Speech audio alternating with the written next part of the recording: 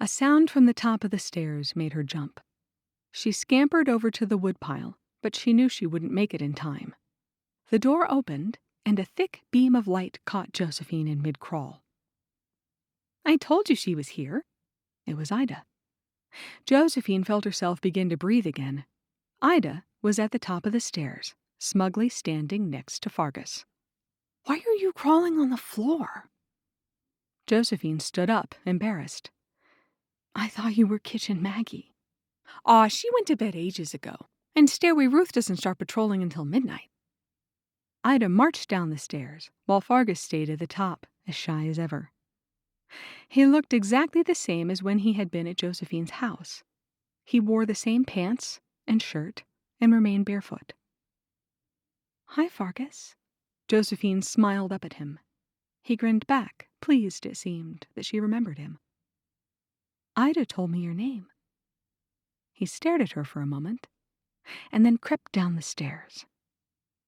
Josephine remembered that she had been crying and wiped her cheeks with the back of her hand. "Did you get in terrible trouble?" she asked Ida. "Nah," Ida answered, pride in her voice. She grabbed a pipe hanging from the ceiling and began to swing on it. "They took away my meals for tomorrow, but Fargus will sneak me his, won't you, Fargus?" Fargus nodded at her. Josephine was bursting to ask her next question. "Fargus, how did you get into my shed?" Fargus opened his mouth, but said nothing. Like the first time he'd met her, he pushed out a bit of air that contained no sound, and that was it. Instead, Ida answered, "He can't tell you anything. Fargus can't speak." She jumped down, a pleased expression on her face. Fargus suddenly ran for Ida and kicked her in the shin. "How, you little flea magnet, that hurt!" Ida rubbed her leg.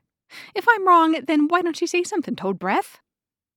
Fargus stared at her, defiant and ready to strike again, but then, just as quickly, he deflated like a balloon and dropped his eyes to the floor.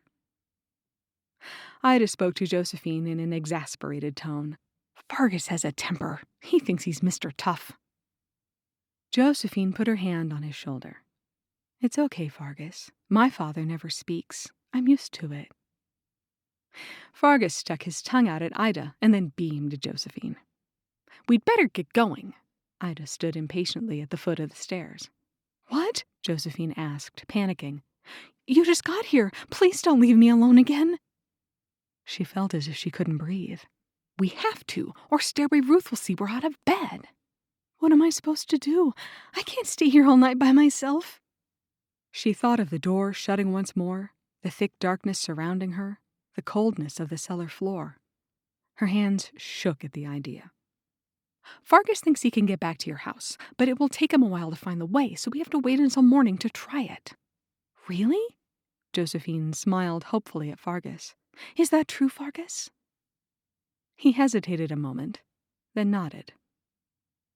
Josephine stepped to him and hugged him, relieved. When she released him, she said, "The morning? I guess I'll be okay until then."